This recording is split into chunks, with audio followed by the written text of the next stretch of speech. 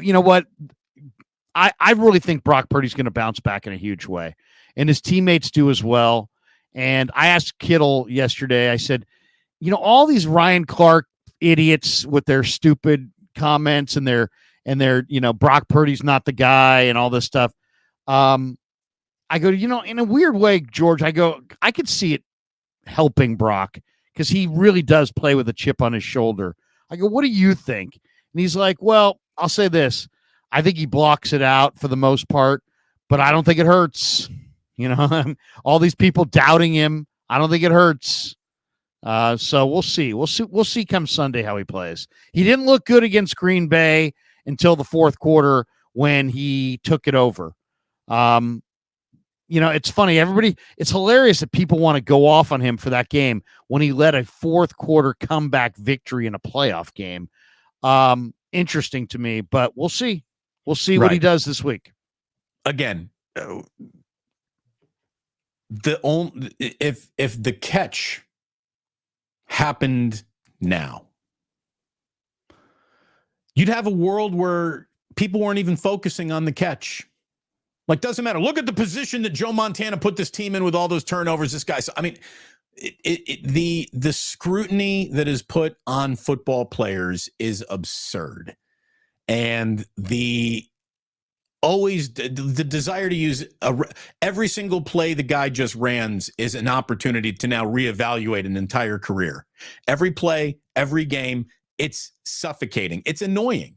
It really is. It really is annoying the way that we overcover these things and we criticize and critique, and it robs anyone of being a real critic at a moment where real criticism needs to be offered. If we're just going to criticize everything, win, lose, or draw, no matter what. He's good. How great is he? Well, we don't know yet, and that's the whole point. If you're just looking at where he is in his career, how many guys have won this much, this often, at this level 2 years into their career? It's a really, really small number. Like, if Brock Purdy does win the Super Bowl and the Niners win it this year with 2 more wins, he will have tied Ben Roethlisberger for the most playoff wins ever in a quarterback's first 2 seasons in football. Is that going to be enough for people? The minute the 49ers win a Super Bowl, I bet he can't win another one is going to be like a major topic. I bet that was an illusion. He's going to have to do it again before I believe he's really that guy. Is he him? Well, here's the thing, too. Guys like Brent Jones, who played with Joe Montana, will compare him to Joe Montana. Guys like Steve Young, who are Hall of Fame quarterbacks, stand there in amazement at what Brock Purdy's able to do. So it's amazing how Brent Jones sees Joe Montana traits. Steve Young sees a special player. But all these jackasses on the internet, he's not him.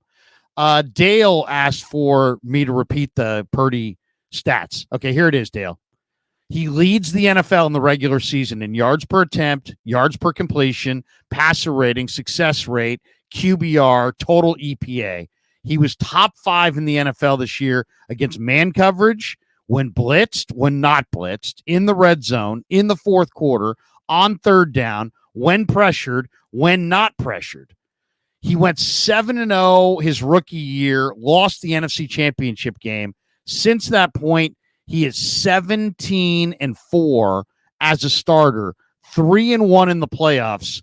He's 24 years old. He's gone to back-to-back NFC title games. He just went 6 for 7 on the final drive to 5 different receivers, with the one incompletion being a blatant and obvious Kittle drop. So in reality, more like 7 for 7 on that final drive to 5 different receivers. And who's got the best numbers in the NFL outside the numbers, which to me, that's the whole dink and dunk, he doesn't have an arm crowd, was all tied to one pass, which is, can you throw the deep out from the wide hash to the far side of the field and get it there in a tight window with something on the ball? He's number 1 in the NFL QB rating, throwing it outside the numbers. I think everybody's just got to, pump the brakes on the criticism. I get it. Well, I guess what I don't get is why would a guy like Ryan Clark, again, we might not like what Ryan Clark said. Ryan Clark's not stupid. He played in the league. No, but you know what he's doing? First of all, he's playing the role that his producer told him to play. It's just weak sauce. It's like, okay, let's compare him to Mahomes and Josh Allen, 2 guys who are, high first round picks who have awesome traits and coming off of, it's going to resonate because he just played a poor game. ESPN is in the whole Northeast. It's not just ESPN. It's Mad Dog Radio. It's everybody who's in that Northeast cauldron. They all hunt for the negative. The people who represent ESPN that cover the Niners hunt for the negative. I mean, I've seen guys, after great victories where there's tons of great things to talk about, go, you fumbled 2 snaps. What happened on those snaps? It's like, what happened on those snaps? They were fumbled fucking snaps. But they're hunting for the negative. When I did a show on Mad Dog Radio, we had a guy, Peter Schwartz, great guy. But at the end of one of the updates one night, I said, Peter, how come everybody in the NBA that you just reported on lost last night? He had no idea what I'm talking about. What do you mean? I said, you just gave a scoreboard where every fucking team lost. And he goes, what are you talking about? I go, okay, Peter, maybe you don't understand me. And the Nets lost to the Knicks last night, and the Warriors lost to the Pelicans. The Lakers fell to the Clippers. Do you notice how everybody lost? Right. Doesn't anyone win? Nobody wins. Everybody loses, huh? And he's like, oh, I hadn't thought of it that way. I know you haven't, because you're sitting in this misery, riding some train, bitter as hell, cold and miserable, and looking for the negative. How about somebody beat somebody? So it's like you're a better, more credible sports person if you hunt for the negative than if you highlight in any way the positive. Well, you sure seem to get more attention. That's for sure. The negative is considered smarter and edgier than the positive. That's really it. And so people hunt for the negative. But Ryan Clark was just sitting there going, that soliloquy of garbage of, the hardest thing I had to do all year was pretend that Brock Purdy belonged in the same sentence as these other guys. Well, first of all, why did you have to do it? So you're not an independent voice? So you were lying to us then. Are you lying to us now? You said things for effect then. Are you saying things for effect now? I would say you are. If you're admitting to us that you said things for effect, then aren't you saying things now for effect? It's like the girlfriend that told you that she's cheated on her last 5 boyfriends. Does that make you like her more or feel like she's going to be loyal to you? Or do you just think she's just some town pump who's going to cheat on you too? So, you know what I'm saying? You know what I'm saying? It's like, what the hell? Ryan Clark, and not only that, all this, and you're wrong. You're going to look so bad in 2 games. But you know what? Bring it on. Well, I think it's great. The whole, I bet you he doesn't win a Super Bowl. Well, it's the odds of saying that about anybody and you being right to be right, yeah, are a lot better than the other way around. But but he ain't that lucky, and he's gonna wind up looking bad. I guess my whole point to everyone who wants to just drown in the never-ending Brock Purdy debate. Excuse me, got a little sorry about that. Wait a second. For you Giants fans who are still breathing, MF, Giants made a late play for Reese Hoskins, according to John Heyman. Fuck them. Seriously, it's a fuck late play for Reese Hoskins. Where's that parade go? Yeah, fuck them. That's what I would say to that. It's good to know that the Giants got that out there. Just like with what's it, the pitcher who signed with they couldn't when they were on the verge of Yamamoto. They offered Ohtani the exact same deal that the Dodgers did. Yeah, Giants media is reporting that they could not have done a better job. Right. Yeah. Of actually signing the player, they couldn't have done a better job. To me, it's like Trump talking about perfect phone calls. The phone call was perfect. You know, I mean, come on. The shipbuilder that built the Titanic said that it was absolutely sure not to sink. And it was all operator error. You know, it's like, these rivets have been riveted. There's no way an iceberg's puncturing these rivets. We've done a perfect job, and it couldn't have done a better job. There's no executive that could have done a better job than Farhan Zaidi, and I know because I'm sitting on his lap right now. I cover the Giants. Couldn't have done a better job. I mean, technically, I guess the Dodgers did a better job, so you could have done a better job. But for the Giants, who couldn't have done a better job in the Super Bowl last year? The Eagles couldn't have done a better job. Couldn't have done a better job. You know, when it comes to securing this sideline, Dom, the security guard, couldn't have done a better job. Could not have done a better job. Could not have done a better job. Sirianni could not have done a better job this year. Getting back to Brock and I have no credibility. My name is Giant Beat Writer. Fill in the blank. Look at you picking fights with Giants beat writers. It's not even spring training yet, Larry. It's too early.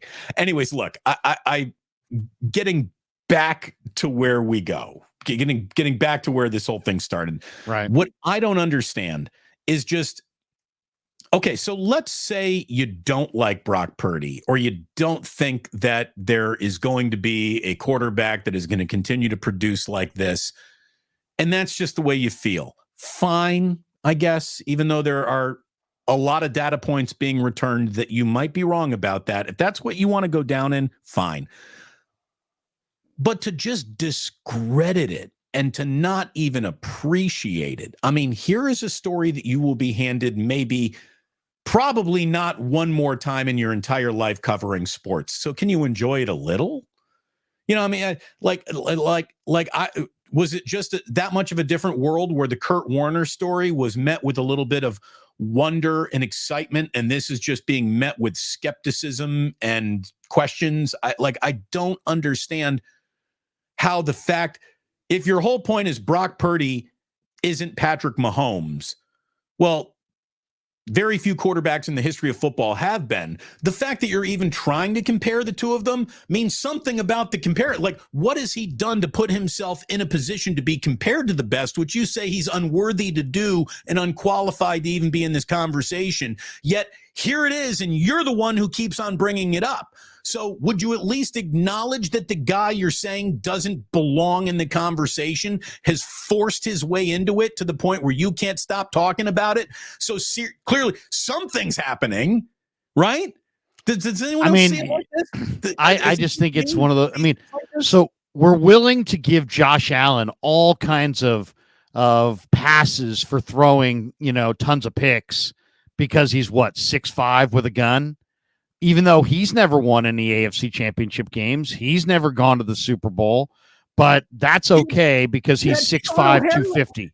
You had a segment this week on NFL Network that the entire thing was, I don't care that he keeps on losing to Patrick Mahomes. I'm taking Josh Allen and he's better than Patrick Mahomes. Like that segment happened on how come that segment can happen for Josh Allen but not Brock Purdy? First of all, it's a stupid segment, so let's not even do it anymore. But how come the avenue of what hasn't happened yet still is going to be the defining trait, I believe, in this guy, can be that way for that guy. But what hasn't happened yet for Brock Purdy is the defining trait and can't be discussed in any way that is positive until he proves me wrong by hitting me in the head with a Lombardi trophy. It's interesting just to take all of these things and put them into one. Somebody had this tweet. It's not mine. I'm reading it from somebody, and I don't know who had it. So if this was your tweet, sorry that I'm not crediting you. But I saw this on Twitter. It wasn't from anybody I knew, just some random, but it was an awesome tweet. It was a nobody, and you lifted it. Let's be honest. I lifted it. Well, I'm going to read it to you right now. There were 7 terrific quarterbacks. That's the Amy Trask reference. 7 terrific quarterbacks entered the divisional round. 4 of them, Josh Allen, Baker Mayfield, Brock Purdy, and Jordan Love, had the ball in their hands late in the fourth quarter with the potential to come from behind and win. One of them did, Brock Purdy. Mic drop. Well, maybe that's why Amy Trask insisted he was unlike the others. Exactly. Because he actually went out and he won the game at the end. I don't know. It's just easy to go. It's easy to go against Brock Purdy because, at the end of the day, he doesn't have super broad shoulders. He doesn't have the biggest arm. All of the things that make Brock Purdy awesome cannot be seen by the eye. And you would think a guy like Ryan Clark, who knows football, would understand that and appreciate the fact that this kid's super smart, super gutsy, tons of accuracy, tons of he processes what he sees at a really high level. You would think that Ryan Clark, as a defensive back, would know this and see this, but no, he doesn't. So that's okay. No, it's even worse than that, though, because what he told you is that even though he wasn't seeing it, he was lying about it. Right. And now he would like to walk that lie back. What's really weird is that you would walk that lie back while the motherfucker is in the NFC title game. Like, what? It's the wrong time to like bet against the premonition that he might be good, because here he is on the precipice of greatness. Like, if you did believe in Brock Purdy, it's a little silly to pull back on that now, isn't it? None of it makes sense. This is why. Ryan Clark feels like he's got good job security, clearly.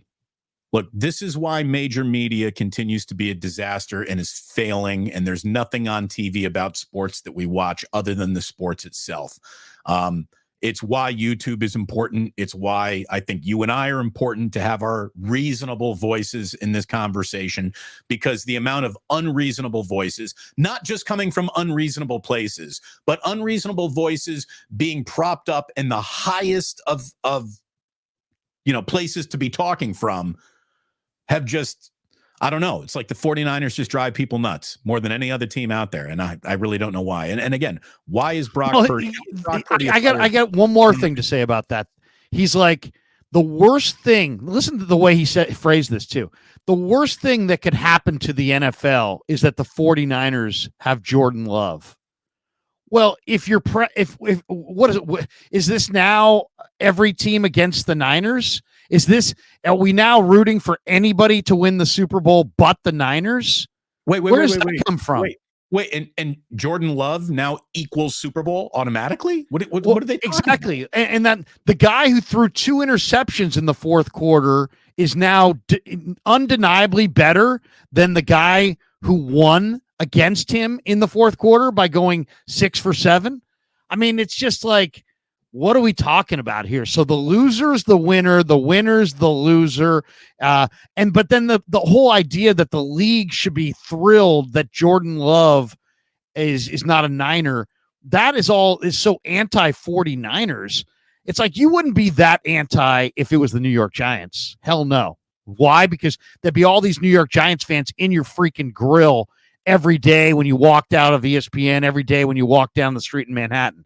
You would never make that statement. But the Niners way out on the West Coast, I'm not going to run into any of their players, fans, owners, executives ever. So I'll just shit on them over and over and over again because they're way out on the West Coast. I mean, why? Where did that come from? I mean, you wouldn't say that about the Eagles, wouldn't say it about the Pats, wouldn't say it about the Jets or Giants, because they're right there. You're in the city. You're gonna have to face up that criticism. But right. You want to rip the Niners way out in the West Coast? Go for it, baby. Rip them up and down. I mean, it just shows the lack of accountability. But you know what? He's going to be wrong, and he's going to look really bad. What player added to the New York Yankees would make the New York Yankees bad for baseball? Exactly.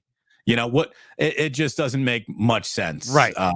Right. So. Exactly. That's the best way to put it. It doesn't make much sense. Here's the thing. These are people that started the year telling us that the Jets could win the Super Bowl. Right. The Warriors Larry, the Warriors are bad for basketball. Kevin Durant going to the Warriors Right. is bad for the NBA. Bad for the NBA. And they haven't even come close to the ratings and attention since the team that was bad for the NBA, right? Like the entire world leaned forward to watch this team that you insist is bad for the NBA play in the NBA. And as soon as they got off the stage, people basically stopped fucking watching the NBA. So they weren't bad for it after all. Could you imagine if the Knicks had what the Warriors had and you went into a huge diatribe how Kevin Durant on the Knicks was bad for the NBA? No one. Nobody would ever say that. No one. By the way, if Steph Curry were a New York Knick, he would be the single most hated athlete in the world because he would have been so shoved down our throats on a nightly basis. Like oh my God, you don't want to live in the world where Steph Curry is a Knick winning championships. It would be like he lived with you. You would hear about him so much. Steph Curry can win championships and MVPs and break 3-point records with the Warriors. And we don't even really talk about him that much locally. Like he's hidden in plain sight for the most part because it's just there's a level of expected greatness here, and we just sort of let it happen, and then we don't just talk about it incessantly. Anyway,